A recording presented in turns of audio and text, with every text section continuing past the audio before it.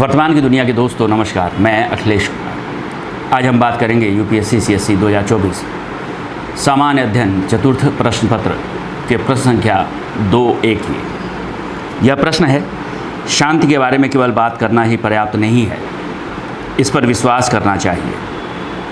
और इस पर केवल विश्वास करना ही पर्याप्त नहीं है, इस पर कार्य करना चाहिए। वर्तमान संदर्भ में विकसित देशों के प्रमुख हथियार उद्योग दुनिया भर में अपने स्वार्थ के लिए कई युद्धों की निरंतरता पर प्रतिकूल प्रभाव डाल रहे हैं। आज के अंतर्राष्ट्रीय क्षेत्र में निरंतर चल रहे संघर्षों को रोकने के लिए शक्तिशाली राष्ट्रों के नैतिक विचार क्या हैं?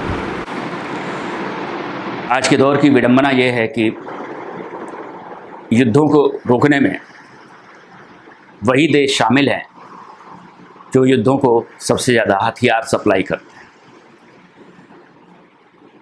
अतीत के युद्धों के बारे में भी यही बात सच है, प्रथम विश्व युद्ध से लेकर आज तक, और वर्तमान के युद्धों में भी यही बात सच है कि दुनिया के शक्तिशाली देशों की यही जिम्मेदारी भी युद्ध शुरू करने की होती है और उन्हें युद्ध खत्म करने की। ये बात अलग है कि उसके दो अलग अलग पक्ष होते हैं। इन शक्तिशाली देशों के जो शक्तिशाली उद्योगपति हैं, जो रक्षा संस्थान हैं, जो रक्षा उपकरण बनाते हैं, जो युद्ध उपकरणों की सप्लाई करते हैं, अधिकांश इन्हीं देशों से आते हैं। और जाहिर सी बात है कि आर्थिक रूप से ये संपन्न देश, इनकी यह जिम्मेदारी भी है कि यह वैश्विक शांति को भी स्थापित करें। तो ऐसे में जो इनका अंतर्द्वंद है, वह अंतर्द्वंद इन्हें लगातार इस स्थिति में रखता है कि ये सिर्फ बात ना करें, बल्कि जो बात कह रहे हैं उसको लागू भी करें। यानी शांति के बारे में केवल बात करना ही पर्याप्त नहीं है। आप देखते होंगे कि शांति के बारे में सबसे ज़्यादा बातचीत यही देश करते हैं दुनिया भर में, शांति स्थापित करने के लिए, युद्ध खत्म करने के लिए। तो इसलिए शांति के बारे में केवल बात करना ही पर्याप्त नहीं है, इस पर विश्वास करना चाहिए। और इस पर केवल विश्वास करना ही पर्याप्त नहीं है, बल्कि इस पर कार्य करना चाहिए। और इसी संदर्भ में यह प्रश्न है, और इस प्रश्न में यह है कि वर्तमान संदर्भ में विकसित देशों के प्रमुख हथियार उद्योग दुनिया भर में अपने स्वार्थ के लिए कई युद्धों की निरंतरता पर प्रतिकूल प्रभाव डाल रहे हैं।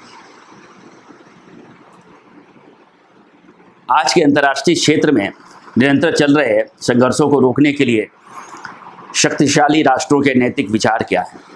इन प्रश्नों का आपको इसके संदर्भ में उत्तर देना है, और यह उत्तर इस प्रकार से आप लिख सकते हैं। मैंने यह लिखने की कोशिश की है। यह उद्धरण अंतर्राष्ट्रीय संघर्षों को खत्म करने की प्रतिबद्धता से संबंधित है। यह तभी संभव है जब शक्तिशाली देश हथियार उद्योगों के अनैतिक व्यापारिक हितों पर लगाम लगाएं। इस संदर्भ में निम्नलिखित पहल महत्वपूर्ण है। अब उन पहलों की बात कर लेते हैं।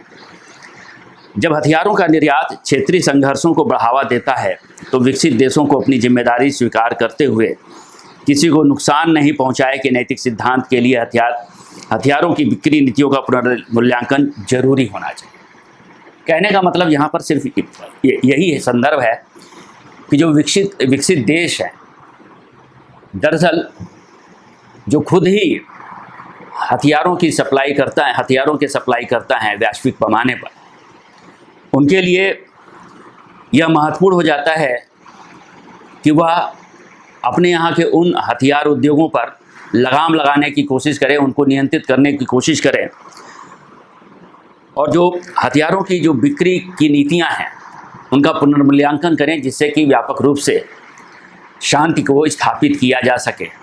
शक्तिशाली देश जो हैं वो दुनिया भर में शांति की वकालत तो करते हैं और एक हद तक हस्तक्षेप भी करते हैं, लेकिन अपने आर्थिक हितों और अपने उद्योगों के आर्थिक हितों को बनाए रखना उनकी प्राथमिकता में होता है। और इसलिए वो सारा कुछ जो शांति की जो कवायद होती है वह प्रतीकात्मक ही होती है।